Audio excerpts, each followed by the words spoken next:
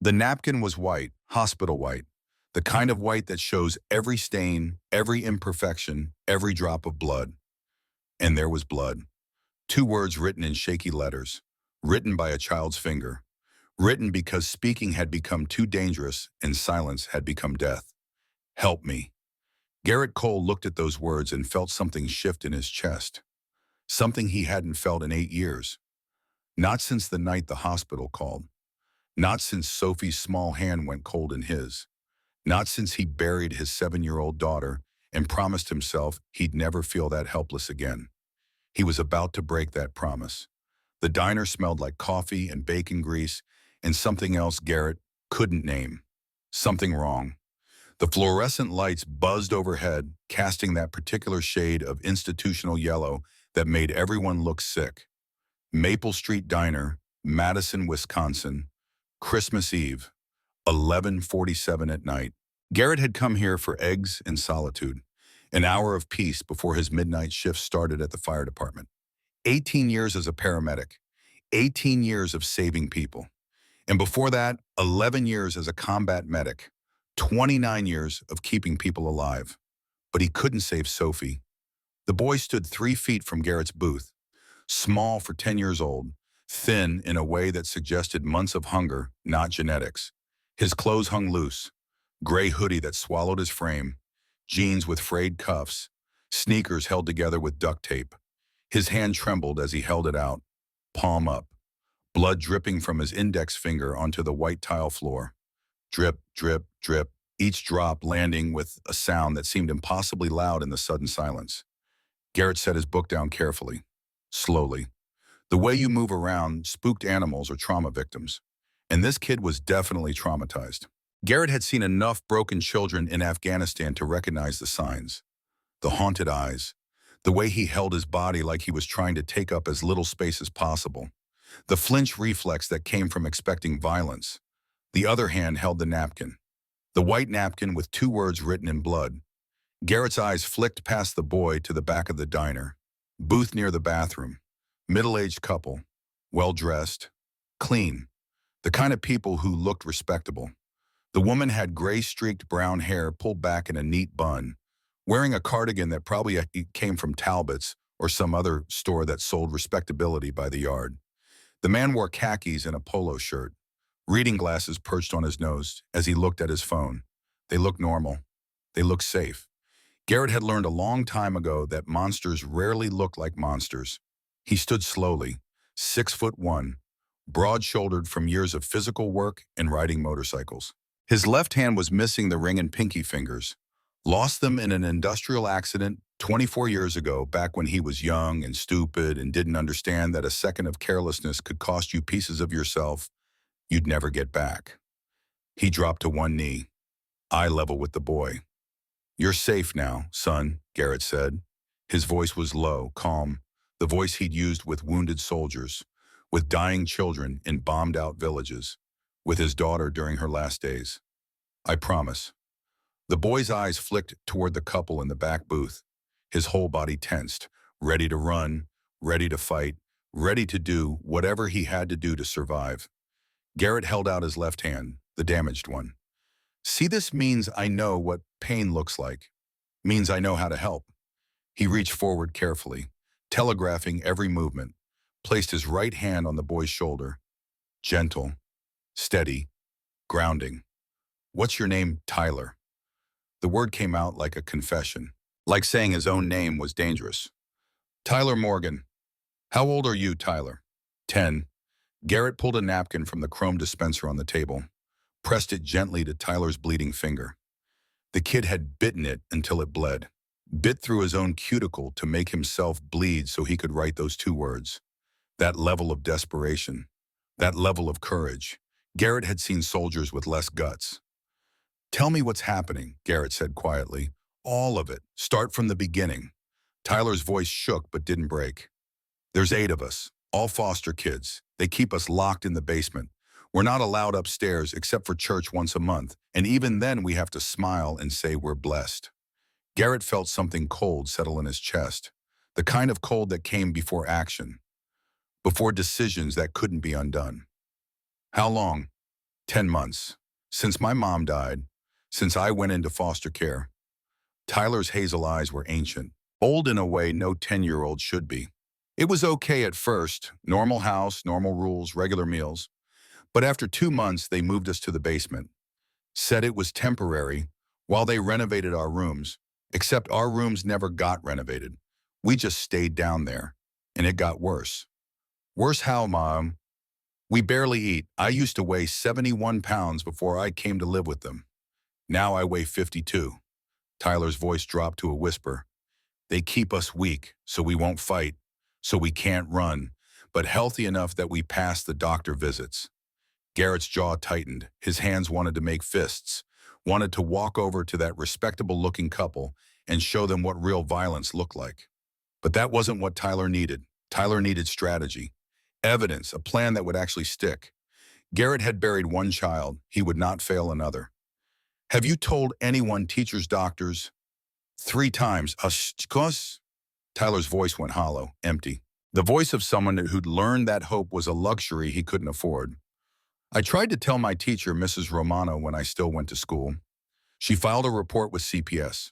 A caseworker came to the house. But Karen showed them a fake bedroom upstairs that we never use. They closed the case in 2 days. Then Karen pulled me out of school for homeschooling. But we don't do any schoolwork. We just sit in the basement. What about the second time? Our neighbor heard us crying at night. She called the police. 2 officers came. But Karen said we'd been watching a scary movie and got upset. The officers never even asked to see us. They just left. And the third time, doctor's appointment. 6 months ago, required by the state, but Karen stayed in the room the whole time. I tried to tell the doctor I was hungry, that we weren't being fed enough. Karen said I was a picky eater with trauma from my mom's death. Tyler looked up at Garrett with those ancient eyes. The doctor believed her. They always believe her. 3 attempts, 3 failures. A child screaming for help in every way he knew how, and the system just kept failing him. Garrett angled his body between Tyler and the couple in the back booth, a human shield. Then he asked the question that would change everything. Tyler, you said you have proof. The boy reached into his hoodie pocket, pulled out an old smartphone. Screen cracked, case held together with duct tape. The kind of phone someone threw away 5 years ago. I found this in the basement. It belonged to a foster kid who was there before me. Karen and David never found it when they cleaned out his stuff. Tyler's hands shook as he unlocked the phone. I charged it using an outlet behind the water heater, and I recorded them talking. They didn't know I could hear them through the heating vent. He pulled up an audio file. November 19th, 10:47 p.m., 4 minutes and 37 seconds long. Garrett hit play. Volume low enough that only he and Tyler could hear. The voices were tinny, distant, but clear enough. Male voice, mid-40s, Midwestern accent. We've had the full 8 for almost 2 years now. As long as we pass the December inspection, we're clear for another 220,000 next year. Female voice, slightly higher pitch. Matter of fact, less like she was discussing grocery shopping instead of child exploitation. I did the math. Even with the new car payment, we're still clearing 185,000 profit. Best decision we ever made was scaling up to 8. The more you take, the more you make. And nobody checks that closely. Male voice again. The key is keeping them weak enough that they won't fight, but healthy enough that they pass the basic exam. That's the sweet spot between compliance and visibility. Garrett stopped the recording. He'd heard enough, more than enough. For 3 seconds, he sat perfectly still. Habit from years of tactical training, processing, strategizing, calculating his next move. 29 years keeping people alive. 8 years carrying the weight of the one person he couldn't save. 18 years riding with the Hells Angels learning what brotherhood really meant. All of it had been preparation for this moment. Garrett stood, shrugged off his leather vest, the one with the Hells Angels Wisconsin chapter patch, the one he'd earned after 18 years of brotherhood and blood, the one that said he belonged to something bigger than himself. He draped it over Tyler's shoulders. The leather swallowed the boy's thin frame. But the weight of it, the presence of it, seemed to make Tyler stand a little straighter. You see this patch, Garrett said, means you're under club protection now. Means anyone who wants to hurt you has to go through all of us. And son, we number in the hundreds. Tyler looked up at him. Something shifted in those exhausted hazel eyes. Not hope. Not yet. But maybe the ghost of a possibility that hope could exist. You're never going back to that house, Garrett said. Whatever happens next, you're done being hurt. That's my promise to you. He pulled out his phone. 2 calls to make. The first one was protocol. He was a mandated reporter, legally required to call when he witnessed child abuse. 18 years as a paramedic. He knew the law. He knew his duty. First call, 911. What's your emergency? Garrett's voice was calm, professional. The voice of someone who'd made 1,000 emergency calls. This is Garrett Cole, paramedic with Madison Fire Department. I'm at Maple Street Diner, 847 East Johnson Street. I have a 10-year-old foster child with evidence of severe neglect and abuse. I'm looking at visible injuries, malnutrition, and I have a recording that documents criminal intent by his foster parents. They're in the building right now. Officers are being dispatched. Stay on the line. They get here in 3 minutes or I'm handling this myself. Child is in immediate danger. Garrett ended the call. The second call was different. The second call was Brotherhood. He pulled up a contact.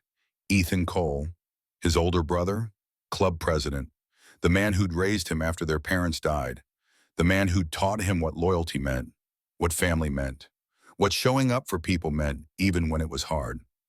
One ring. Priest, it's Reaper. Ethan's voice was warm, relaxed. Christmas Eve at home. Garrett, Merry Christmas Eve, brother. You working tonight? I need every brother within 50 miles at Maple Street Diner on East Johnson, now. A pause.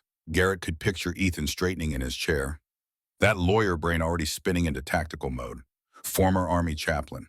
Passed the Wisconsin bar in 1994. Chose Brotherhood over courtroom, but never lost the strategic mind. What's going on?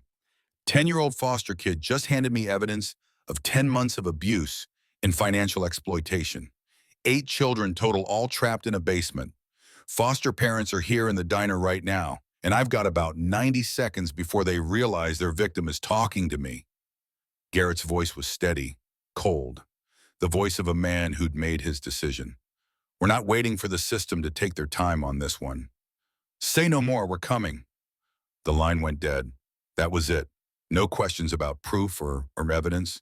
No concerns about legal complications. Just instant commitment. Because that's what Brotherhood meant. Showing up when a child needed protection and the system had already failed 3 times. Garrett looked down at Tyler.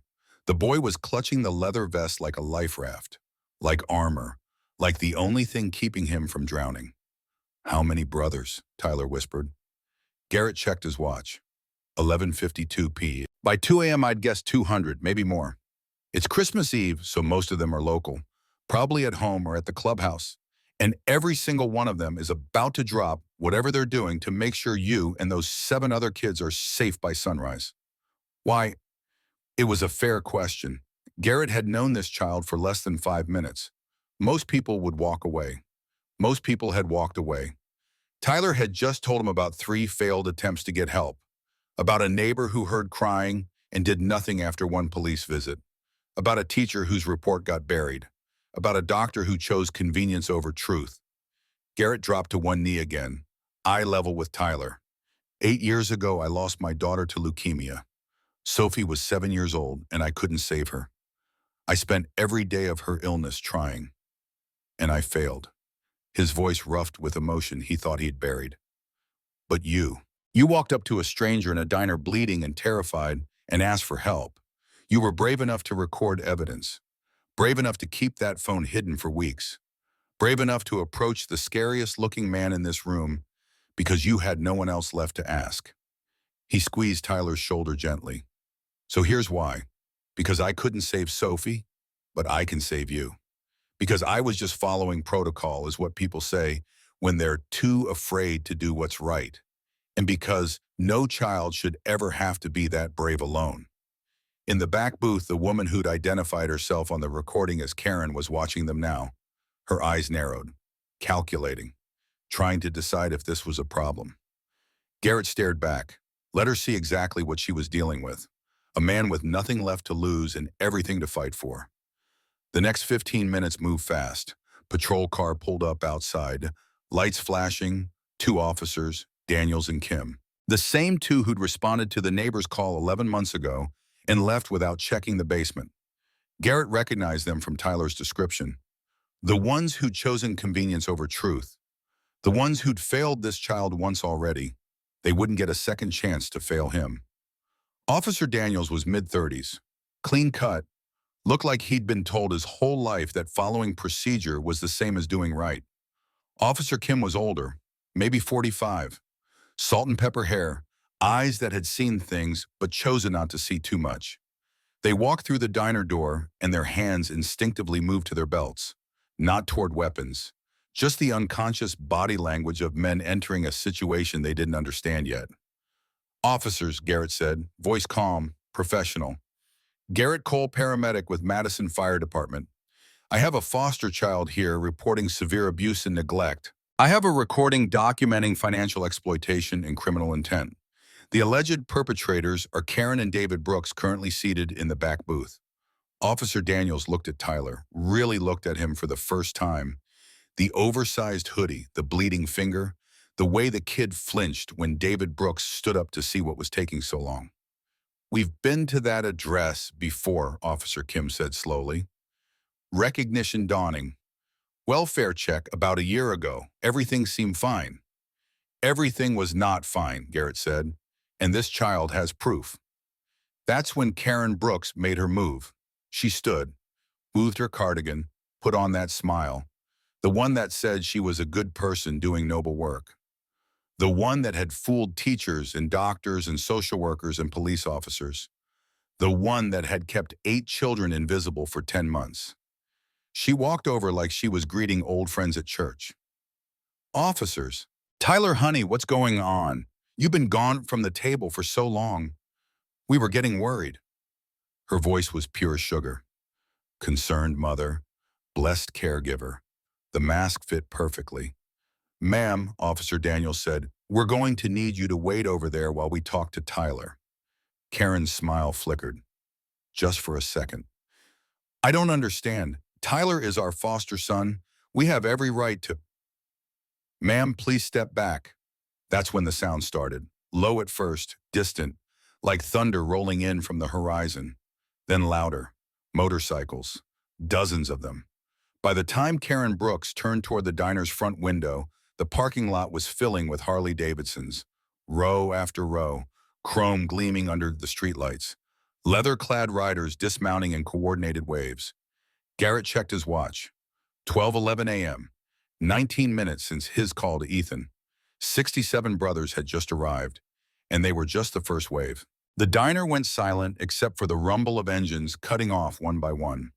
67 Harley Davidsons parked in perfect formation across the lots and along East Johnson Street.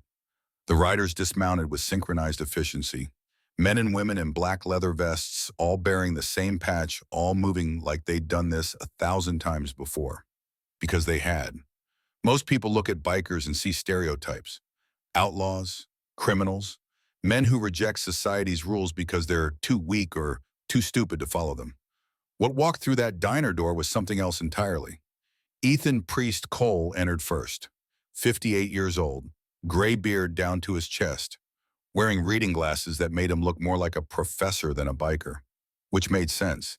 He'd passed the Wisconsin bar in 1994, spent 2 years as an Army chaplain before that, could argue constitutional law as easily as he could rebuild a carburetor. Behind him 4 others, each chosen for a specific role. Hammer Thompson, 52, ex-homicide detective from Milwaukee PD, 26 years on the force before he retired with full pension and joined his brother's club. He knew every legal procedure, every admissible evidence rule, every way to make sure a case stuck. Doc Vaughn, 47, trauma nurse at UW Hospital for 19 years. The only female officer in the chapter and the one everyone wanted around when things went medical. She was already assessing Tyler with trained eyes. Noting the weight loss, the bleeding finger, the rope burns visible when his sleeves rode up. Tracker Park, 39. former social worker turned bike mechanic. He'd spent 11 years in the foster system, both as a kid who'd survived it and as a caseworker who tried to fix it from inside. He understood how these operations worked, how they hid, how they justified themselves in paperwork that looked legitimate until you knew what questions to ask. Wire Brennan, 34, IT security specialist who ran penetration testing for banks during the day and handled all digital evidence for the club at night. He'd already pulled out his laptop, already connected to a mobile hotspot, already preparing to document everything that was about to unfold. Garrett met them near Tyler, who was still wearing the leather vest, still gripping it like armor. "Brother," Ethan said quietly, his voice carrying that pastoral calm that made people instinctively trust him. "Tell me what we've got." Garrett handed him the phone with the recording. Tyler Morgan, age 10, foster care placement with Karen and David Brooks for 10 months. 8 children total in the home, all kept in the basement. I've got a 4.5-minute recording of the Brooks discussing financial motive. 220,000 annual profit from foster care stipends. Child presents with visible malnutrition injuries consistent with restraint. Incredible testimony of 3 failed intervention attempts by authorities. Ethan listened to 30 seconds of the recording. "That's all it took." He looked at Hammer, who nodded once. "That's felony child abuse, child endangerment fraud, and about 6 other charges I can think of off the top of my head. Recording is admissible. Wisconsin is a one-party consent state, and Tyler had reasonable expectation that he was being threatened. Plus, he's a minor in immediate danger. This is solid." Officer Daniels was still standing near Karen Brooks, looking embarrassingly uncomfortable as more bikers filed into the diner. Not aggressive, not shouting, just present, taking up space, bearing witness. "Sir," Daniels said to Ethan, "this is an active police investigation. I'm going to need your people to learn." "My people," Ethan interrupted gently, "are witnesses. We're citizens exercising our First Amendment right to observe law enforcement activity in a public space. We're not interfering, we're documenting." Wire held up his laptop, recording everything, audio, video, timestamps, full chain of custody documentation for any evidence we observe. All completely legal. Tracker stepped forward, pulling out a folder that seemed to materialize from nowhere.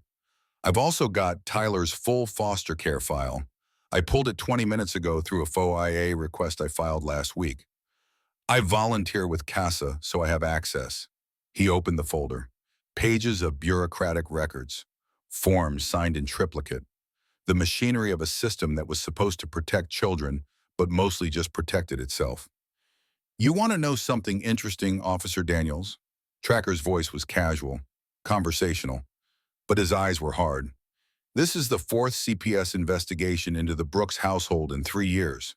4th. Every single one closed as unfounded within 72 hours. He laid the documents on the table. "Let everyone see. Now either these are the most unlucky innocent foster parents in Wisconsin, or someone at Dane County Child Protective Services has been systematically burying complaints." The room shifted. You could feel it. That moment when the narrative changed from bikers interfering with police work to bikers exposing systemic corruption. Officer Kim pulled Daniels aside. Their voices were low, but Garrett caught fragments. "Pattern of complaints. Look bad if we ignore this. Recording is pretty damning." Karen Brooks's smile was gone now. She'd moved back to the booth where David sat, both of them whispering urgently. David's hand was in his pocket, probably reaching for his phone, probably texting his lawyer. Too late. Ethan turned to the crowd of brothers, now filling the diner and spilling out onto the sidewalk. He didn't raise his voice. Didn't need to. "Here's what's going to happen," he said. "Officers Daniels and Kim are going to arrest Karen and David Brooks. They're going to secure the residence at 1847 Riverside Avenue and conduct a welfare check on 7 additional children currently at that location. And we're going to accompany them as witnesses, as advocates, and as citizens who give a damn about whether children live or die in our community." He turned to Tyler, knelt down so he was eye level with the boy, just like Garrett had. "Tyler, you did something incredibly brave tonight. You asked for help when every adult in your life had taught you that asking for help only made things worse. You collected evidence. You survived 10 months of hell, and you kept fighting. That's courage. Real courage. Tyler's eyes were wet. He wiped them with the sleeve of Garrett's vest. Are the other kids going to be okay? Yeah, son, they are. I promise you that. The convoy moved through Madison like a parade of judgment. 3 police cruisers, 1 ambulance, and 83 motorcycles. 1847 Riverside Avenue was a quiet suburban development, the kind of neighborhood where every house looked the same, where Christmas lights twinkled on porches and inflatable Santas glowed in front yards, where neighbors heard children crying for months and told themselves it was nothing.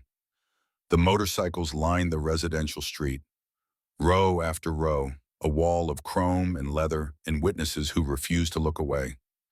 Garrett stood beside Tyler on the sidewalk. The boy was shaking, not from cold, from the knowledge of what was about to happen, what was about to be exposed. You don't have to go inside, Garrett said quietly. Doc Vaughn can take you to the ambulance, get you checked out, get you warm. No, Tyler's voice was small but firm. I want to make sure they really get them out. Officers approached the front door. Standard procedure, knock and announce. Give the occupants a chance to comply. But the door was already open, hanging loose on its hinges. Karen and David Brooks had run, fled the diner the moment they realized they couldn't talk their way out of this one. Inside, the house looked normal, clean, well-maintained, family photos on the walls, Christmas tree in the living room, presents underneath wrapped in cheerful paper, the performance of a happy home. The basement door was in the kitchen, heavy wood, industrial hinges, and 3 deadbolts on the outside, all locked. Officer Kim pulled out a key ring, started trying keys, one after another. The locks were specialized, not standard residential hardware. These were security bolts, the kind you use to keep people in, not out. It took 4 minutes to get them open. The smell hit them first. 8 children, 1 toilet, no ventilation, 10 months of confinement. The basement was freezing, 58 degrees according to the thermostat on the wall, which had been manually set and locked with a key. December in Wisconsin, and these children had been kept in temperatures cold enough to cause hypothermia. 4 metal bunk beds, thin blankets, no toys, no books, no comfort items of any kind. 7 children huddled together on one bottom bunk, ages 4 to 12. They flinched when the officers entered, made themselves smaller, preparing for violence because violence was what adults had taught them to expect. The youngest was a girl who looked about 4, dark blonde hair, pale skin. She started crying immediately. Not loud, quiet, the kind of crying that comes from learning that loud crying brings punishment. Doc Vaughn pushed past the officers. She'd seen trauma before. Burns, gunshots, car accidents, child abuse cases that made seasoned nurses vomit in supply closets. But this, the systematic, calculated neglect, this was different. Hey, sweethearts, she said softly, kneeling near the bunk, making herself small and non-threatening. My name is Patricia. I'm a nurse. These police officers are here to help you. Nobody's going to hurt you anymore. Okay. The oldest girl, maybe 11, spoke. Her voice was hoarse, damaged from screaming. Where's Tyler? Tyler is safe. He's with my friend Garrett. He's the one who asked us to come get you. Is he in trouble? The girl's voice shook. They always said if we told anyone we'd be in trouble, that we'd be separated, that nobody would ever want us. No, baby. Tyler's not in trouble. Tyler's a hero, and you're all heroes because you survived. And now we're taking you somewhere warm and safe. Doc Vaughn pulled out her phone and called the hospital. This is Patricia Vaughn, RN, calling from 1847 Riverside Avenue. I need ambulances for 7 pediatric patients ages approximately 4 to 12, all presenting with signs of severe neglect and malnutrition. We need full medical workups, mandatory reporters notified, and DCF emergency custody arranged. She paused, listening to someone on the other end, trying to tell her this could wait until morning. No, Doc said. Her voice went hard, authoritative, the voice of someone who'd spent 19 years in emergency medicine and wouldn't be argued with. They cannot wait until morning. These children need medical attention now. Outside, Garrett held Tyler as the boy watched 7 stretchers being loaded into ambulances. 7 children who'd been invisible for 10 months, who'd been crying for help and been ignored by teachers and neighbors and police and doctors and social workers. 7 children who were finally being seen. Tyler pressed his face into Garrett's chest, the leather vest still around his shoulders. I didn't think anyone would come. I thought I'd die down there, that we'd all die down there and nobody would know. Garrett felt something crack open in his chest, the place where he'd sealed off his grief, the place where Sophie lived in memory, the place that hurt too much to touch. Someone came, Garrett said, his voice rough with emotion. We came, and we're not going anywhere. Not until every single one of you is safe. That's my promise, Tyler. That's our promise. 67 motorcycles idled in the street, bearing witness, making sure the world knew that these children mattered, that their suffering wouldn't be invisible anymore, that brotherhood meant more than patches and leather and motorcycles. It meant showing up when the system failed, when the world looked away, when a child wrote "help me" in their own blood because speaking had become too dangerous. It meant protecting the ones who couldn't protect themselves. Even when it was hard, even when it cost everything, especially then. The ambulances pulled away one by one, 7 children heading to safety, heading to warmth, heading to the first real meal they'd had in months. And Garrett Cole stood in the street with Tyler Morgan in his arms and understood what the last 8 years had been preparing him for. He couldn't save Sophie, but he could save this boy, and that would have to be enough. The Brooks house had ghosts, not the supernatural kind, the worst kind, the kind that lived in spreadsheets and bank statements and carefully documented evidence of calculated cruelty, the kind that existed in numbers and transactions and the precise mathematics of how much you could profit from other people's suffering before anyone noticed. Tracker Park stood in the home office on the 2nd floor, surrounded by filing cabinets and a desk that looked like it belonged in a corporate boardroom, not a suburban foster home. Everything was organized, color-coded, labeled with that particular brand of obsessive-compulsive precision that marked people who committed crimes methodically, who planned their evil the way other people planned vacations. Wire Brennan sat at the desk with his laptop, fingers flying across the keyboard, downloading everything: bank records, tax returns, email archives, building a digital fortress of evidence that would be admissible in court, that would survive appeals and defense lawyers and every legal challenge the Brooks could throw at it. Because Wire understood something that most people didn't. In the 21st century, criminals left trails, digital breadcrumbs, electronic confessions written in ones and zeros. You just had to know where to look. Hammer Thompson stood near the window, watching the street, watching the 83 motorcycles lined up like sentries, making sure nobody tried to interfere with what was about to unfold. His detective instincts were screaming. 26 years on Milwaukee PD had taught him to recognize crime scenes. And this house, this clean, respectable, Christmas-decorated house, this was a crime scene that had been hiding in plain sight for years. Tracker opened the first filing cabinet. Financial records going back 7 years. Everything meticulously preserved. Because people who committed fraud needed to track their profits, needed to know exactly how much they were making, how much they could get away with. The bank statements told the story in columns of numbers.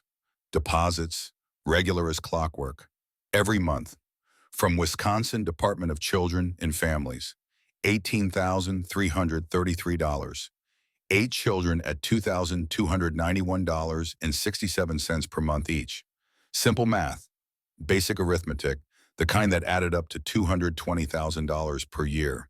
Jesus, Tracker breathed. They've been pulling in over 18 grand a month for almost 2 years. Ware pulled up expense records on his laptop. The other side of the equation, how much the Brooks actually spent on the children in their care. Food expenses, Wire said. His voice was flat, emotionless, the voice of someone reading numbers that represented something too terrible to process with feeling. $1,200 per month total for 8 children. That's $150 per child per month. Hammer turned from the window. What's the USDA estimate for feeding a child? $250 to $350 per month, depending on age and dietary needs. Wire's fingers kept typing, kept documenting. They were spending less than half the recommended amount and pocketing the difference. The credit card statements were worse because they showed exactly where the profit went. where the suffering of 8 children translated into comfort and luxury for their captors. $68,000, Chevy dealership, October 2024. A new truck while children starved in the basement, $32,000. Crystal blue pools, August 20. A swimming pool 8 children would never be allowed to use, $8,500. Disney World vacation packages, December 23. Tracker pulled the school records. Cross-referenced the dates. They went to Disney World December 15th through 21st last year. Tyler's homeschool records show he was marked present for educational activities during that week. The words hung in the air, heavy with implication. They locked 8 children in a basement, Hammer said slowly, and went to Disney World for 6 days. Left them alone for 6 days with minimal food and no supervision.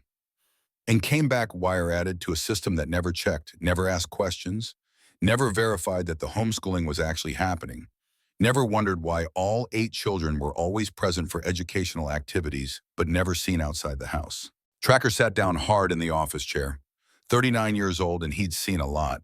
Grew up in foster care, worked as a social worker before burning out, thought he understood the depths of human cruelty. He'd been wrong. Pull everything, he said, every document, every receipt, every email. We're going to bury them so deep they'll never see daylight again.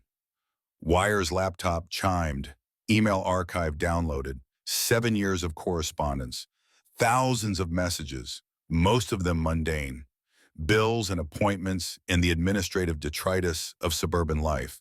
But some of them were different. Wire opened a folder. November 2024. Internal emails between Karen and David Brooks, sent from her personal Gmail to his work email.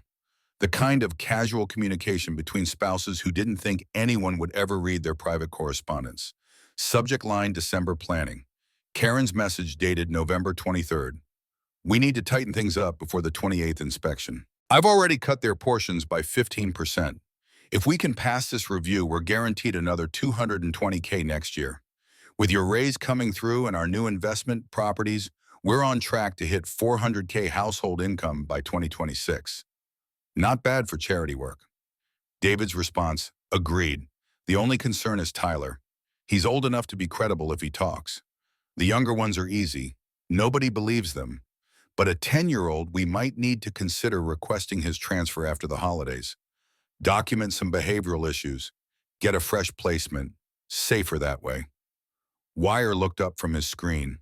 They were planning to get rid of Tyler right after Christmas, before he could become a bigger liability.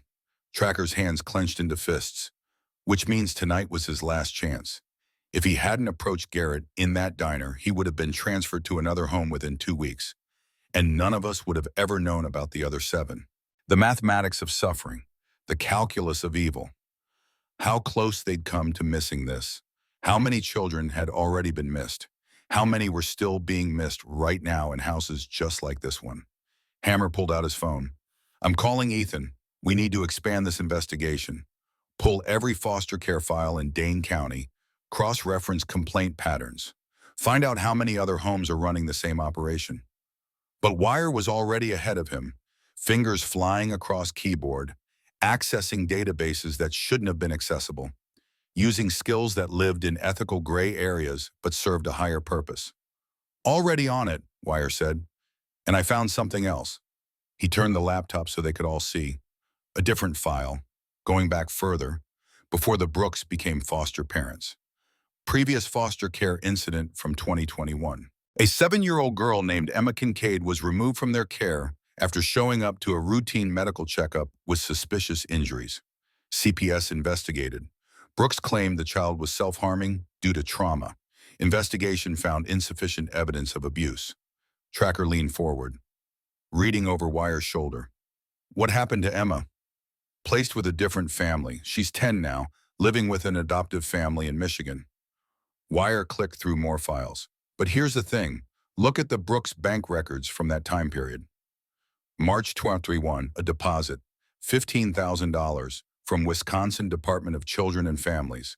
Memo line settlement payment. The Brooks sued, Wire said, claimed the investigation damaged their reputation.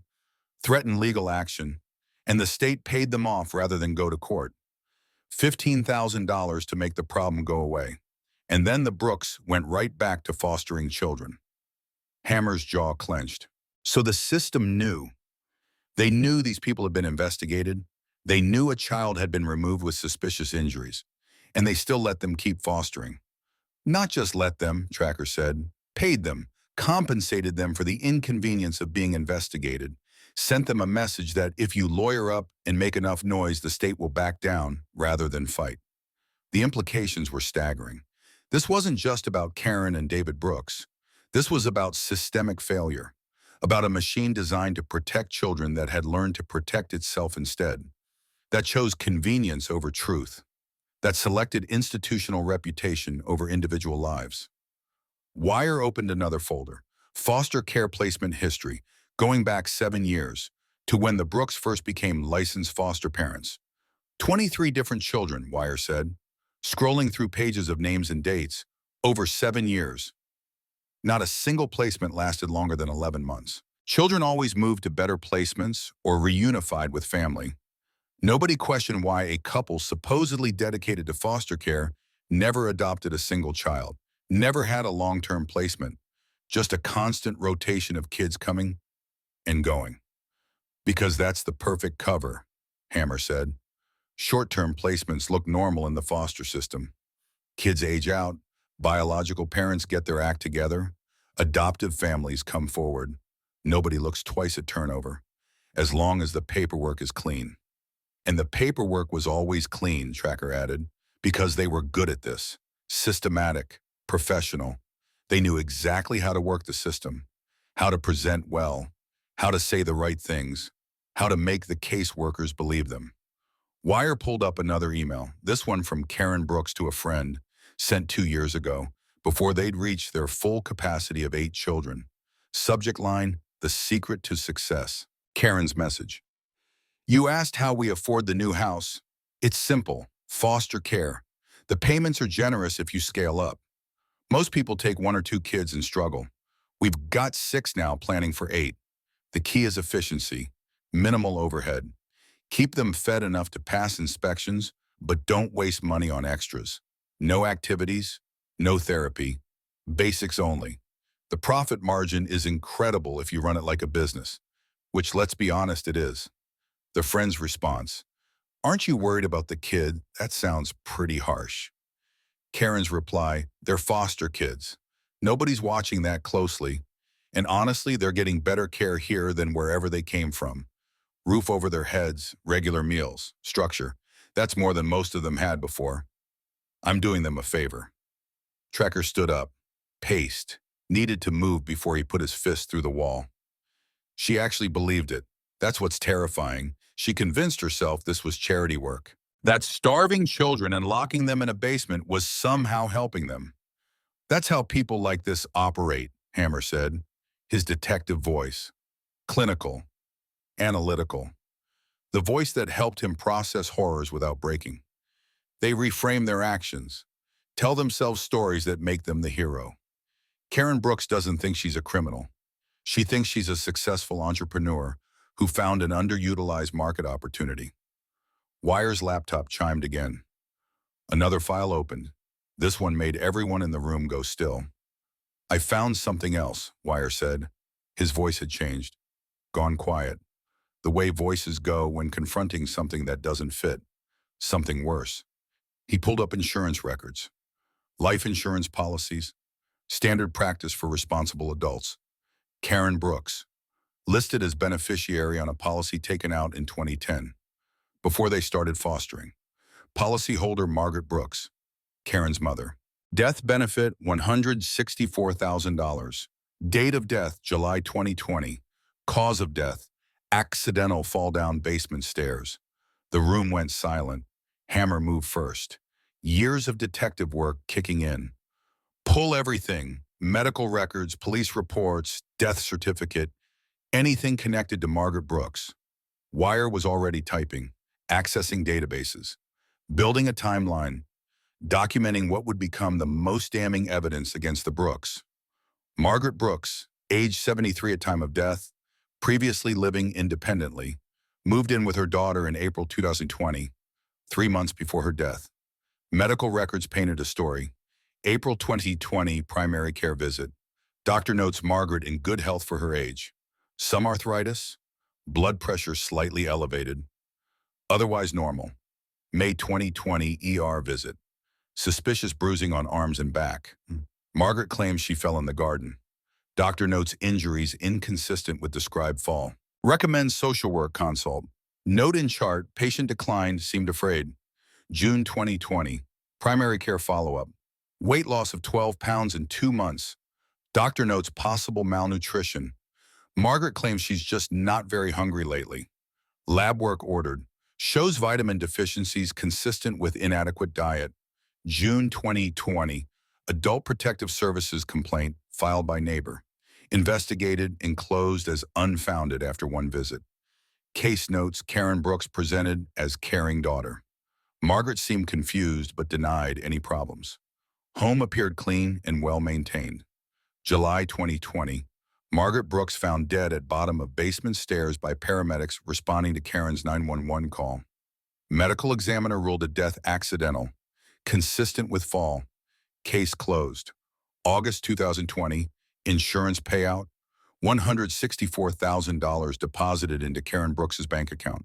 September 2020, Crystal Blue Pool's invoice, $32,000 for in-ground pool installation. Hammer stood at the window, looking out at the quiet suburban street. At the house across the way, where a neighbor named Melissa Ashford had heard children crying at night and called police once before telling herself it wasn't her business. It's the same pattern, Hammer said. Take in vulnerable people who depend on you. Isolate them, neglect them, profit from them. And if anyone questions it, you're the respectable church-going family doing noble charity work.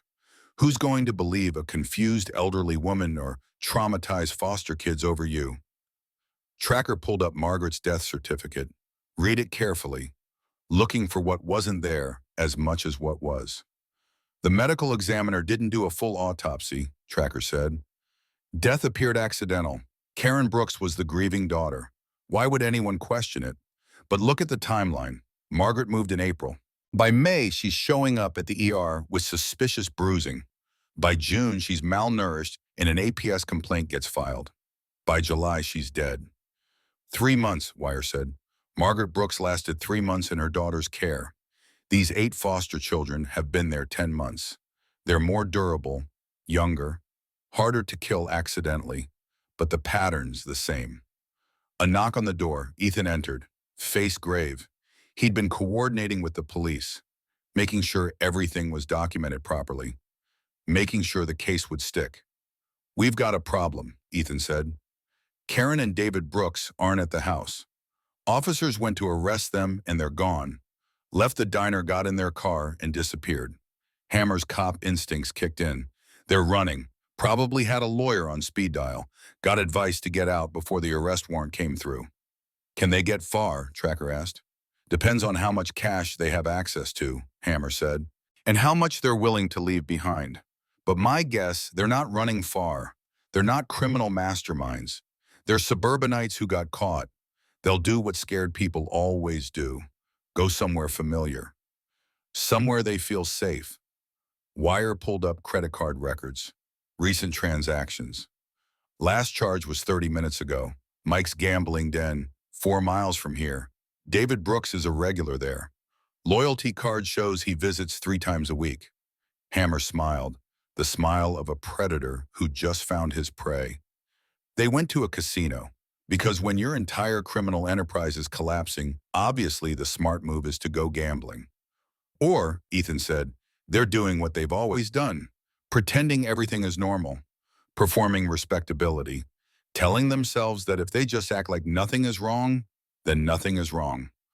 20 minutes later, 6 police cruisers pulled up to Mike's gambling den, a 24-hour casino bar on the outskirts of Madison. The kind of place that catered to people who gambled their paychecks and told themselves they were having fun. 43 Hells Angels followed on motorcycles. Not to interfere, just to witness, just to make sure Karen and David Brooks understood that their crimes hadn't been invisible. that 8 children mattered, that someone had shown up. Officers found them at a slot machine. David was playing video poker, beer in one hand, casually feeding $20 bills into the machine like it was any other Thursday night. Karen sat beside him, scrolling through her phone, probably deleting evidence, probably texting her lawyer. They looked up when 6 officers approached. Daniels and Kim plus 4 others from the night shift. Behind them, Ethan and Hammer. Behind them, 43 bikers in leather vests. The casino had gone quiet, slot machines still chiming their electronic songs. But every person in the building watching as 2 respectable-looking suburban foster parents were about to be arrested. David Brooks looked annoyed, actually annoyed, like he'd been interrupted during an important meeting. Not caught fleeing the scene of a crime that had destroyed 8 children's lives for 10 months. "Can I help you?" David said, the audacity of people who'd never been held accountable, who'd learned that acting innocent was the same as being innocent. "David James Brooks and Karen Marie Brooks," Officer Daniels said, voice formal, careful, every word mattering because defense lawyers would scrutinize every syllable. "You're under arrest for felony child abuse, child endangerment fraud, and false imprisonment." He read them their Miranda rights, right there in the casino, every word clear, every procedure followed exactly. David's face went red. "This is ridiculous. You can't just..."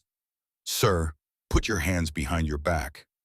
Karen started crying, real tears. The kind that might have worked on a church congregation or a CPS caseworker.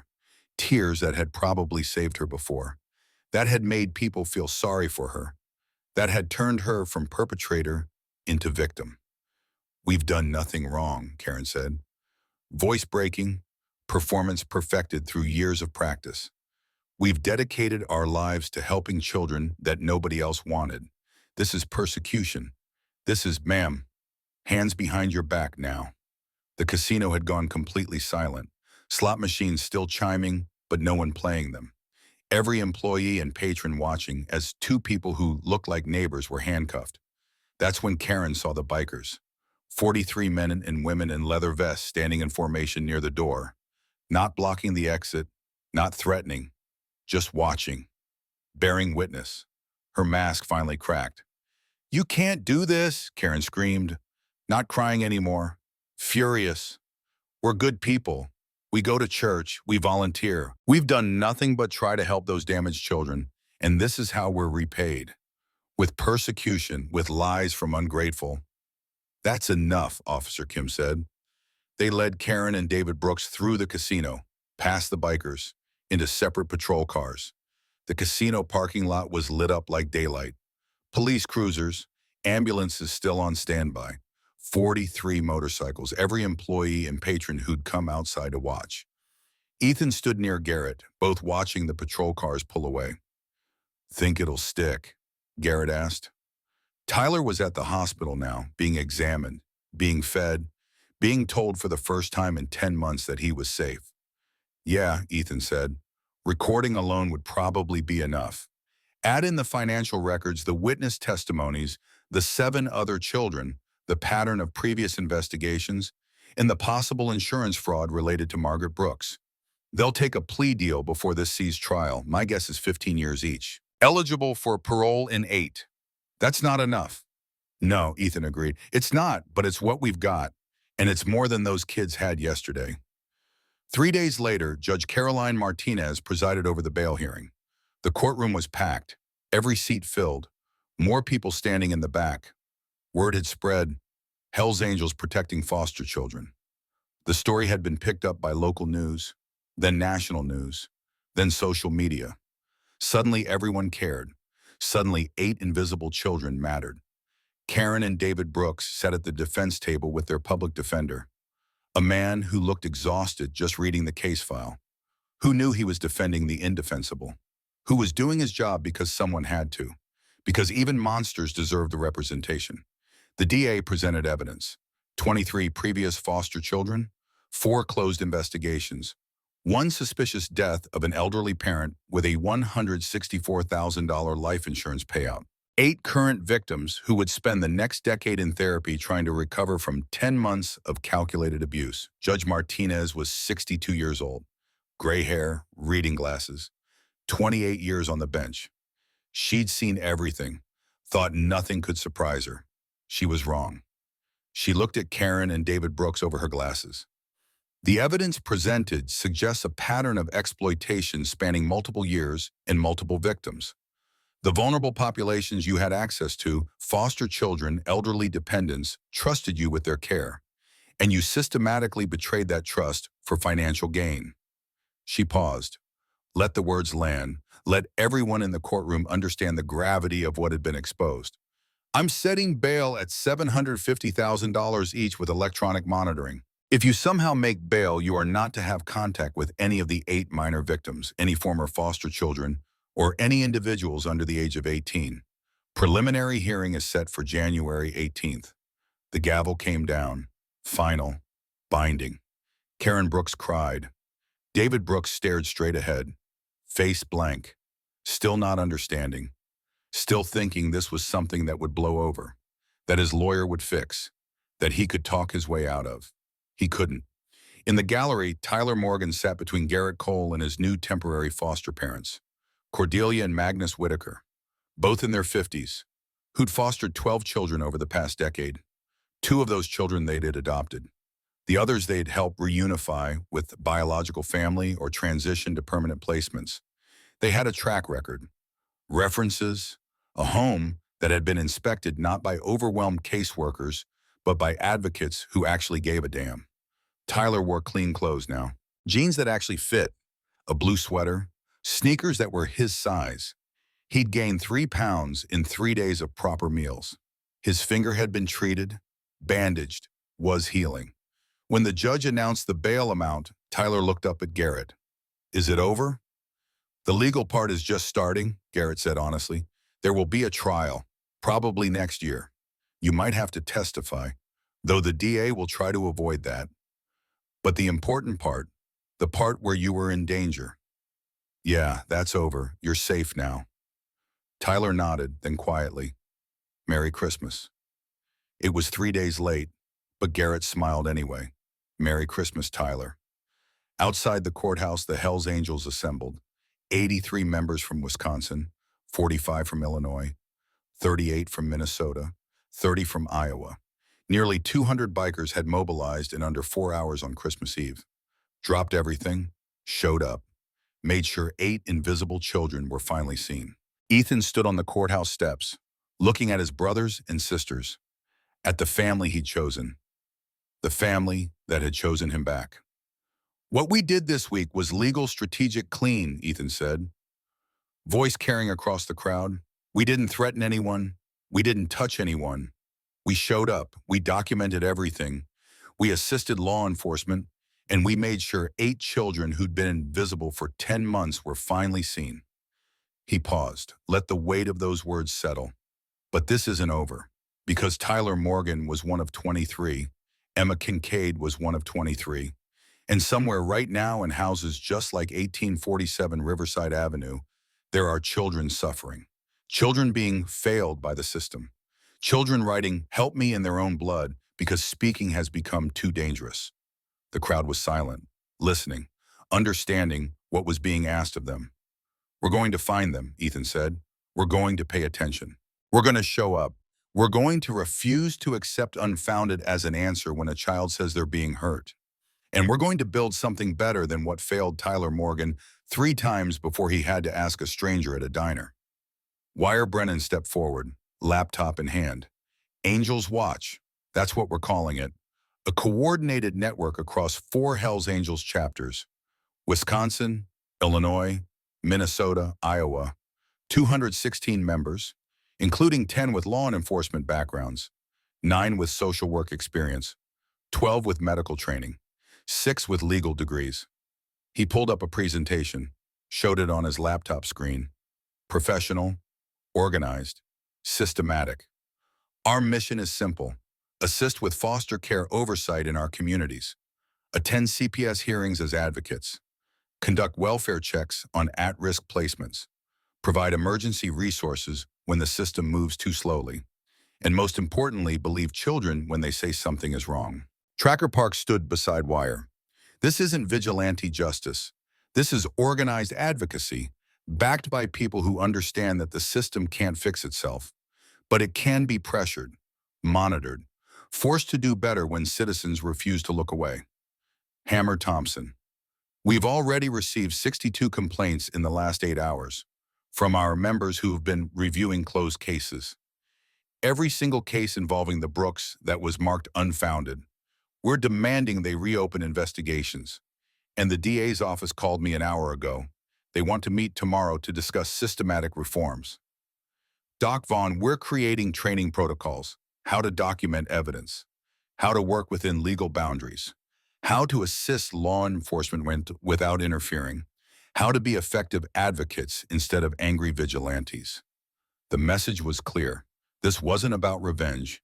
This was about prevention. About making sure that what happened to Tyler Morgan and 7 other children never happened again. About building a system that actually protected the vulnerable instead of just protecting itself. Garrett stood in the back, holding Tyler's hand, watching his brothers and sisters commit to something bigger than motorcycles and leather vests and weekend rides. Watching them commit to showing up, to paying attention, to refusing to look away. Tyler tugged on Garrett's vest. Are they really going to do all that help other kids like me? Yeah, Garrett said, they are. That's what brotherhood means. Not just taking care of our own, but making sure nobody else has to suffer alone. Tyler was quiet for a moment, then, can I help when I'm older? Can I be part of Angel's Watch? Garrett looked down at this 10-year-old boy who'd survived 10 months of hell, who'd been brave enough to bite his own finger until it bled so he could write, "Help me" on a napkin, who'd recorded evidence and kept it hidden and approached a scary-looking stranger because he had no one else left to ask. Yeah, Tyler, when you're older, you can help because you understand something most people don't. You understand what it's like to be invisible, to be crying for help while everyone walks past. And that understanding, that empathy, that's what's going to save the next kid who needs someone to show up. The sun set over Madison.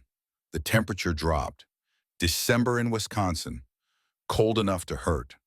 Cold enough that 8 children locked in an unheated basement would have eventually frozen to death. But they didn't, because one boy was brave enough to ask for help, and one man was brave enough to answer. And 200 bikers decided that Christmas Eve was the perfect night to make sure no child spent another night in hell. The battle wasn't over. It was just beginning. But for the first time in 10 months, 8 children slept somewhere warm, somewhere safe, somewhere people actually cared whether they lived or died. That it was enough for now. That was everything. The hospital at 4:30 in the morning had a particular quality of silence. Not peaceful, exhausted. The kind of quiet that comes after trauma, after crisis, after everything that can be done has been done, and all that's left is waiting. Tyler Morgan sat in a hospital bed that was too big for him. Clean white sheets, heated blanket, IV in his arm pumping fluids and nutrients into a body that had been starved for 10 months. He'd gained 3 pounds in 3 days. Not enough to make him look healthy, but enough to prove that recovery was possible. Garrett Cole sat in the chair beside the bed. He'd been there since Tyler arrived. 13 hours now. Hadn't left except to use the bathroom. Wouldn't leave until Tyler was ready for him to go, because that's what showing up meant. Not just the dramatic rescue, not just the satisfying moment when the bad guys got arrested, but the long, tedious, unglamorous work of staying, of being present, of proving through repetition that you meant what you said, that you weren't going anywhere. The door opened quietly. Dr. Sandra Yee entered.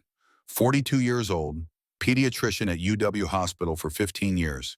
She'd examined Tyler 8 months ago, had seen a 10-year-old boy who was underweight and terrified, had accepted Karen Brooks' explanation that he was a picky eater traumatized by his mother's death, had missed every sign that screamed abuse. She stood in the doorway now, face pale, hands shaking slightly as she held Tyler's medical chart, the chart that documented everything she should have seen, everything she should have done. I failed him, Dr. Yee said quietly, not to Garrett, to Doc Vaughn, who stood near the window reviewing labs and x-rays and the medical evidence of 10 months of systematic neglect. He was sitting right there in my exam room last April, underweight and terrified. And I believed her. I believe Karen Brooks when she said he was just traumatized. I noted his weight loss and did nothing. Doc Vaughn didn't sugarcoat it, didn't offer empty comfort. 19 years as a trauma nurse had taught her that sometimes people needed honesty more than kindness. Yeah, Doc said, you did fail him. You missed signs that should have been obvious. But you know what? So did teachers, neighbors, police officers, CPS caseworkers. This wasn't one person's failure. It was a system designed to believe respectable-looking adults over vulnerable children. She paused, let that sink in, then continued. Gentler now. That doesn't excuse it. But you're here now at 4:30 in the morning on December 28th. You're here. So either you can drown in guilt, or you can help make sure Tyler and those 7 other kids get the care they should have gotten 18 months ago. Your choice. Yi wiped her eyes, straightened her shoulders. The posture of someone who'd made a decision. What do they need? Everything, Doc said. Complete medical workups, dental care. 3 of them have cavities that have probably been hurting for months. Nutritional plans that account for refeeding syndrome, trauma therapy, educational assessments to figure out where they're at academically after months of no schooling, and someone to coordinate all of it because DCF is going to be overwhelmed. I'll coordinate it, Dr. Yi said. Her voice was firm now, determined. All 8 kids, I'll make sure they get every appointment, every follow-up, every service they need. Consider it my, don't do it for penance, Garrett said from the bedside. Tyler was asleep now. Safe sleep, the kind that came with security instead of exhaustion. Do it because they deserve it. Yi nodded, looked at the sleeping boy in the bed, at the IV pumping life back into him, at the monitor showing vital signs that were slowly, painfully returning to normal ranges. They deserve it, she repeated. They deserve everything. By 6:15 a.m., Tracker Park had emergency housing arranged, not a group home, not a temporary shelter. 8 separate foster placements with families he'd personally vetted, families from the CASA network who'd been through extensive training, who'd passed enhanced background checks, who understood that these children would need patience and safety and consistency, not performance, not charity. Family, Tyler would stay with Cordelia and Magnus Whitaker. Both in their 50s, Cordelia taught middle school English. Magnus worked as an architect. They'd fostered 12 children over the past decade. 2 of those children they'd adopted. The others they'd helped reunify with biological family or transition to permanent placements. They had a track record. References. A home that had been inspected not by overwhelmed caseworkers, but by advocates who actually gave a damn. Tracker sat with Tyler in his hospital room at 7 a.m., showing him pictures on his phone, not pushing, just offering information, letting Tyler control the conversation. This is where you'll be staying, Tracker said. It's temporary, just until DCF figures out a long-term plan. But the Whitakers are good people. I've known them for 6 years. They've got a guest room that's already set up. Warm bed, your own bathroom, books on the shelves if you like reading. Tyler studied the photos. A modest 2-story house in a quiet neighborhood. Nothing fancy, but clean, safe, normal. And their house rule is simple. Tracker continued, if you're scared, if you need something, if anything feels wrong, you speak up. They listen. Tyler's voice was small. What about the others, the other 7 kids? Will I see them? Yeah, I'm coordinating weekly group sessions. A chance for all 8 of you to see each other. Spend time together. You've been through something nobody should go through, and you did it together. That matters. Those bonds matter. Tyler nodded slowly, processing. Then, and Karen and David. Where are they? Jail, Garrett said. Dane County lockup. Bail hearing was 3 days ago. Judge set bail at $750,000 each. They can't make it. They spent all their money on trucks and pools and vacations. They've got nothing left. How long will they be in prison? Garrett and Tracker exchanged glances. How much truth did a 10-year-old need?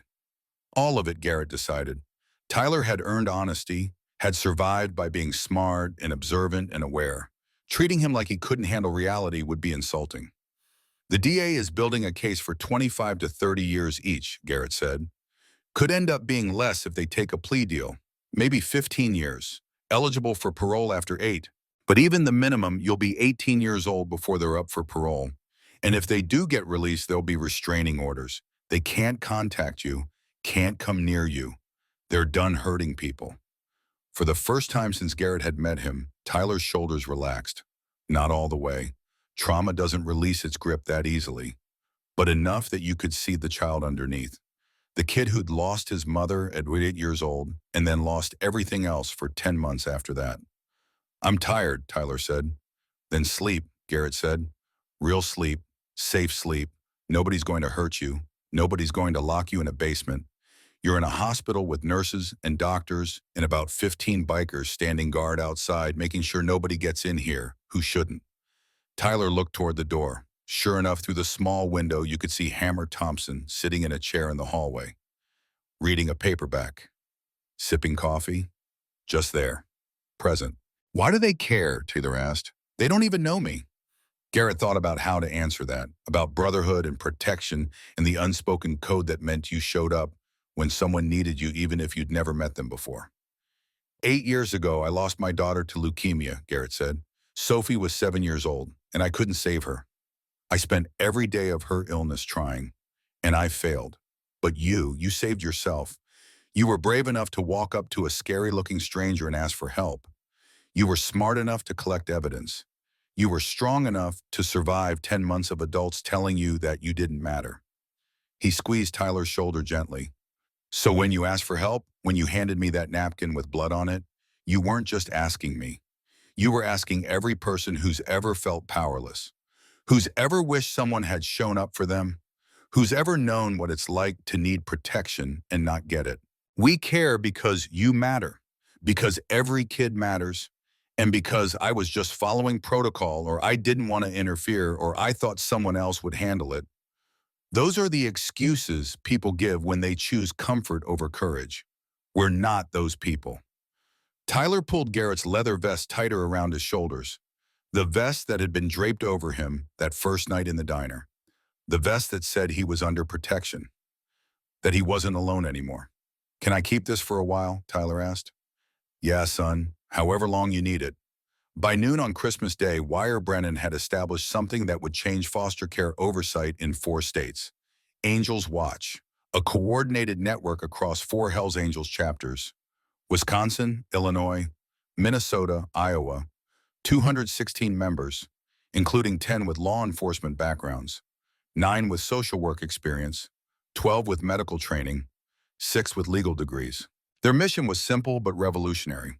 Assist with foster care oversight in their communities, attend CPS hearings as advocates, conduct welfare checks on at-risk placements, provide emergency resources when the system moved too slowly, and most importantly, believe children when they said something was wrong. Wire built a secure database, encrypted communication channels, training protocols for how to document evidence, how to work within legal boundaries, how to assist law enforcement without interfering. This wasn't vigilante justice. This was organized advocacy backed by people who understood that the system couldn't fix itself. But it could be pressured, monitored, forced to do better when citizens refused to look away. The response was immediate. Wisconsin DCF received 62 complaints in the first 8 hours from Angels Watch members who'd been reviewing closed cases. Every single case involving the Brooks that had been marked unfounded, demanding they reopen investigations, demanding accountability, demanding change. The DA's office called Ethan Cole at 2 p.m. We need to meet tomorrow, discuss systematic reforms. Because what your people uncovered, this isn't just about Karen and David Brooks. This is about how many others are out there, how many cases we've missed, how many children are suffering right now because the system failed them. Ethan sat in his home office, gray beard, reading glasses, looking more like a professor than the president of a motorcycle club, which was exactly what made him effective. He understood how to work within the system, how to apply pressure without breaking laws, how to force change through strategic advocacy instead of brute force. We'll meet, Ethan said, but understand something. We're not asking for permission. We're not requesting cooperation. We're informing you that Angels Watch is operational, that we will attend every foster care hearing in our jurisdiction, that we will document every case, that we will shine a light on every failure. You can work with us or against us, but we're not going away. A pause on the other end of the line. Then we want to work with you because frankly, you're doing the job we should have been doing all along. And maybe if we're lucky, you can help us figure out how to do it better.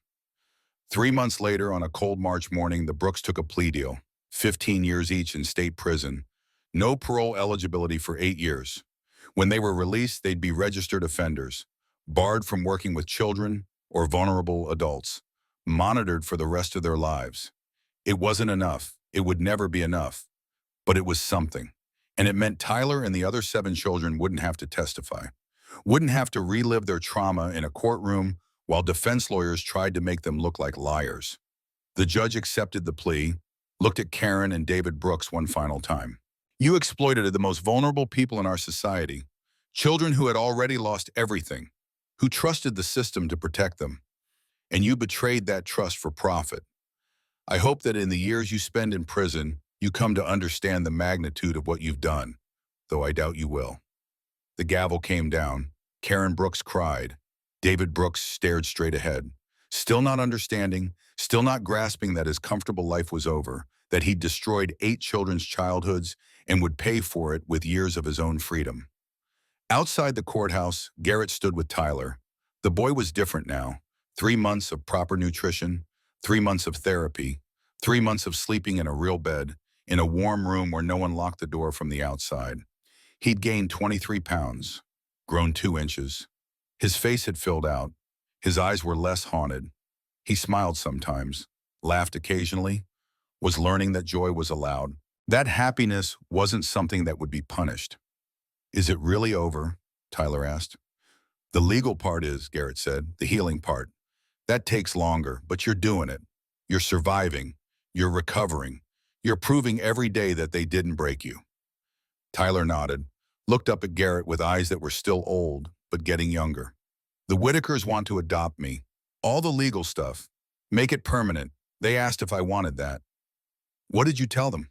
I said yes. Is that okay? I know it's only been 3 months, and I still miss my real mom. But Cordelia and Magnus, they're good. They listen. They care. They make me feel safe.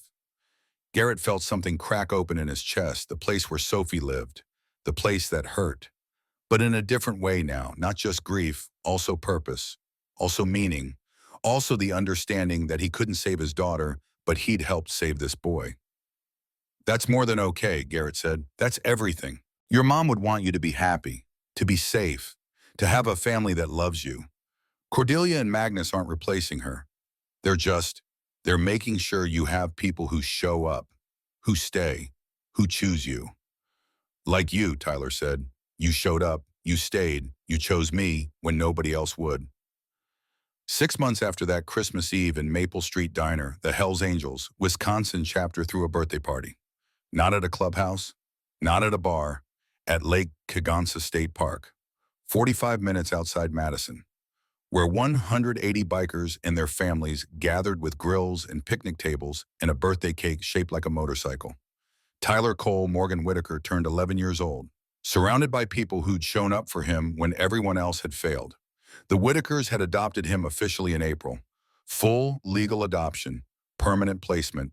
He'd kept Morgan as part of his name, honoring his mother, but added Whitaker. Because Cordelia and Magnus were his family now too, and families didn't have to be blood to be real. He had a family, a real one, the kind where nobody locked doors from the outside and breakfast happened every morning and I love you meant actual love, not performance. He'd gained 23 pounds total now, grown 2 inches, started 6th grade at a new school where he'd made honor roll by December, joined the science club, had friends who didn't know about his past, who just knew him as Tyler. The smart kid who was good at math and told funny jokes and always had Garrett's leather vest in his backpack. His therapist said he was doing remarkably well, which meant he still had nightmares sometimes, still flinched at sudden movements, still carried that vest everywhere, even though he didn't wear it anymore. But he was healing, slowly, in his own time, on his own terms. The other 7 children were thriving too, different families, different schools, different paths to recovery, But they saw each other every other week for group sessions coordinated by Tracker, where they could talk about what they'd survived, where they could remind each other that they weren't alone, that what happened wasn't their fault, that they deserved to be happy. Angels Watch had expanded to 11 states, 437 Hells Angels members trained as child advocates. They'd assisted with 127 cases in 6 months, some as simple as attending a CPS hearing to ask hard questions, others as complex as coordinating multi-state investigations when vulnerable children were moved across borders. The system was changing, slowly, grudgingly, but changing. Because now someone was watching, someone was paying attention, someone cared enough to show up and refuse to accept unfounded as an answer when a child said they were being hurt. Bullying reports at Tyler's school had dropped 78% after Principal Morrison invited Ethan Cole to speak at an assembly to talk about what courage actually looked like, not fighting, not intimidation, but standing up for people who couldn't stand up for themselves, protecting the vulnerable, refusing to be a bystander. The kids had listened, really listened, because the message came from someone who'd lived it, who'd proven through action that showing up mattered, that one person could make a difference. That courage was a choice anyone could make. The party was loud, chaotic, beautiful, kids running everywhere, adults laughing, the smell of burgers on the grill mixing with lake water and summer air, the sound of happiness that came from community, from chosen family, from people who decided that protecting children was more important than comfort or convenience or looking the other way. Garrett stood near the grill, flipping burgers, watching Tyler run past with 2 other kids his age, children of club members, friends he'd made in the 6 months since that Christmas Eve. He was laughing. That sound, a child laughing without fear, without checking over his shoulder, without wondering if he'd be punished for being too loud. That was the sound of healing. Doc Vaughn walked over, handed Garrett a beer. "You did good, Reaper." "We all did." "No," Doc said. "You made the choice. When that kid walked up to you in the diner, you could have looked away, could have told yourself it wasn't your problem, that he'd probably be fine, that someone else would handle it. Most people would have. Most people did. 3 teachers, 2 police officers, 1 doctor, half a dozen neighbors. But you didn't. You believed him. You called for backup. You stayed." Garrett watched Tyler blow out candles on his cake. 11 candles, 1 for each year of a life that almost ended at 10. That had been saved by a napkin and blood and a stranger who chose courage over comfort. "I think about that night a lot," Garrett said, "about how close we came to missing him. If the Brooks had left the diner 5 minutes earlier, if Tyler had been too scared to approach me, if I'd been too focused on my book to notice a bleeding kid walking toward my table, how many kids are we missing right now because the timing isn't right, or they're too scared, or we're too distracted?" "That's why Angels Watch matters," Doc said. "We can't save everyone, but we can pay attention. We can show up. We can refuse to accept unfounded as an answer when a child says they're being hurt. We can be the people who choose to see instead of looking away." Later that afternoon, after the cake had been eaten and the presents had been opened and the party was winding down, Tyler stood on a picnic table, wearing Garrett's leather vest one last time. 11 years old, alive, safe, surrounded by 180 bikers who'd shown up on Christmas Eve because one child asked for help and one man believed him. "I want to say thank you," Tyler said, his voice carrying across the park, stronger now than 6 months ago, more confident, "for showing up, for believing me when nobody else would, for making sure I didn't have to spend one more night in that basement." He looked at Garrett, at the man who'd saved him, who'd stayed, who'd proven that some promises were kept even when they were hard. "And I want to give this back." Tyler started to take off the vest. Garrett stopped him, gently. "You keep it until you're ready to pass it on." Tyler looked confused. "Pass it on? Pass it on to the next kid who needs to know they're not alone. Could be next month, could be 10 years from now.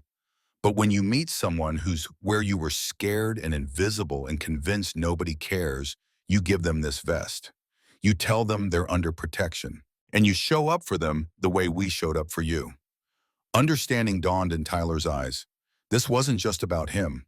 This was about legacy, about carrying forward the gift he'd been given, about becoming the kind of person who showed up when others needed help. I can do that, Tyler said, pulling the vest back on, feeling the weight of it differently now, not as armor, as responsibility, as purpose.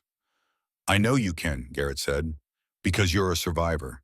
And survivors don't just heal, they help others heal too. The sun set over Lake Kagansa, golden light painting the water, casting long shadows, making everything beautiful the way Wisconsin summers do. Brief and precious and worth savoring because winter always comes back. People started packing up, loading grills and coolers and folding chairs. Kids protesting that they didn't want to leave. Adults promising they'd come back soon. The comfortable chaos of family gatherings winding down. Garrett stood at the water's edge, watching the last light fade, thinking about Sophie, about the daughter he'd lost, about the guilt he'd carried for 8 years, the weight of being unable to save her, of watching her die despite everything he knew, everything he tried, everything he sacrificed. Tyler appeared beside him, quiet, intuitive in the way trauma survivors often are, able to read emotions, to sense when someone needed company or when they needed to speak. "You're thinking about her, aren't you?" Tyler said. "Your daughter, Sophie." Garrett nodded. "Yeah, I think about her every day, but differently now.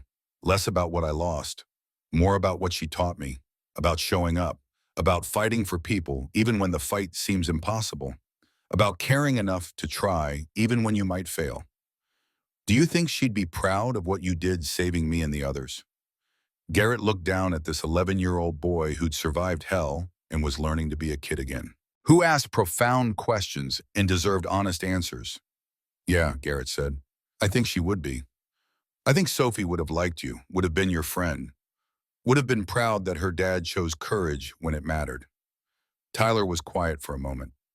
"Then I'm going to make you proud too. I'm going to help other kids. When I'm older, I'm going to be part of Angel's Watch. I'm going to show up the way you showed up for me." "I know you will," Garrett said. "And you're already making me proud. Every day, just by surviving, by healing, by choosing to be happy instead of letting what happened define you." They stood together, watching the sun set, father and son in all the ways that mattered, bound not by blood, but by the moment when one asked for help and the other refused to look away, by the decision to show up, to stay, to prove that promises made to vulnerable children were sacred trusts that couldn't be broken. Ethan walked over, stood with them. 3 generations of Cole men who'd learned that family was choice, that brotherhood was earned, that protecting the vulnerable was the highest calling. "Thinking about doing this again next year," Ethan said. "Make it a tradition. Angels Watch birthday party for every kid we help. Celebrate their survival, their healing, remind them they're not alone." "That's a lot of parties," Garrett said.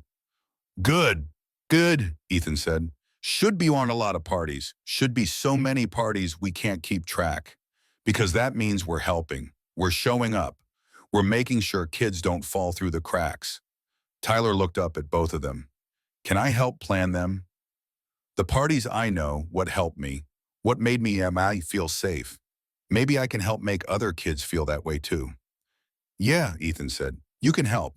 Because nobody understands what these kids need better than someone who's been where they are. Your experience, your survival. That's your superpower now. That's what you use to help others." The stars came out. Wisconsin stars that shine bright when you're far enough into city lights, when you're in a place where the darkness makes the light more precious, more necessary, more worth fighting for. The 3 of them stood together at the water's edge, watching the night arrive, comfortable in the silence, understanding that some moments didn't need words, just presence, just the knowledge that you weren't alone, that someone had shown up, was staying, would be there tomorrow and the day after and the day after that. That promises made to vulnerable children were sacred, unbreakable, worth fighting for no matter what it cost. 10 years later, Garrett Cole stood in the same park, watching another birthday party, another celebration, another gathering of bikers and families and people who'd chosen to show up. Tyler was 21 now, studying social work at University of Wisconsin, planning to become the kind of caseworker who actually listened, who actually cared, who actually protected children instead of protecting the system. He'd been part of Angels Watch for 3 years now, since he turned 18. One of their most effective advocates because he understood, because he lived it, because he could look a traumatized child in the eye and say, "I know," and mean it. The vest Garrett had given him that first night in the diner. Tyler had passed it on 2 years ago to a 13-year-old girl named Emma who'd been removed from an abusive home and was convinced nobody cared. Tyler had draped that vest over her shoulders and said the same words Garrett had said to him. "You're under protection now. You're not alone anymore." Emma was at the party today, 15 now, thriving, living with a good family, doing well in school. She'd passed the vest on last year to a 9-year-old boy who'd been rescued from a similar situation, who'd needed to know that someone would show up, that someone cared, that his suffering mattered. The vest had been passed on 7 times now. 7 children who'd been given the same gift Tyler received, the knowledge that they were seen, protected, worth fighting for. Angels Watch had expanded to 23 states, over 1,000 members. They'd assisted with thousands of cases, helped intervene hundreds of children, forced systematic reforms in foster care oversight, made it harder for predators like the Brooks to operate, made it more likely that suffering children would be believed. The system was better now. Not perfect, never perfect, but better. Because people had decided that comfort was less important than courage. That "not my problem" wasn't acceptable when children were suffering. That showing up mattered even when it was hard, especially when it was hard. Garrett was 62 now, gray in his beard, lines around his eyes, his body showing the wear of 18 years riding motorcycles and 39 years taking care of people. But he'd never been happier, never felt more purposeful, never understood more clearly what his life had been for. He couldn't save Sophie. That grief would never fully heal. That loss would always hurt. But he'd saved Tyler. And Tyler had helped save Emma. And Emma had helped save others. And the ripple effect of one decision on one Christmas Eve had spread further than Garrett could track. One napkin, 2 words written in blood, one man who chose to see instead of looking away. That's all it took to change everything. Tyler appeared beside him, adult now, strong, confident, whole in ways that seemed impossible for someone who'd survived what he'd survived. "You know what I think about most," Tyler said. "Watching the kids play, watching the families gather, watching the community that had formed around the simple principle that children deserved protection. Not the basement, not the hunger, not the fear. I think about that moment in the diner when you knelt down and looked me in the eye and said, 'You're safe now.' That moment when I went from being invisible to being seen, when someone finally believed me, finally cared enough to do something." He turned to Garrett. "That's what I try to give every kid I work with. That moment, that belief, that proof that someone will show up, someone will fight, someone will care." "You've given that to a lot of kids," Garrett said. "More than you know, because every child you help, they help others. The gift keeps spreading. The promise keeps being kept." Tyler smiled. "The Brotherhood's promise, that's what we should call it. The commitment that we show up for vulnerable people, that we protect those who can't protect themselves, that we refuse to be bystanders when someone needs help." Garrett felt something settle in his chest, something that had been restless for 40 years, since he'd first seen combat, first held a dying soldier, first understood that life was fragile and evil was real, and the only thing that mattered was whether you showed up when it counted. "The Brotherhood's promise," Garrett repeated. "I like that." Around them, the party continued.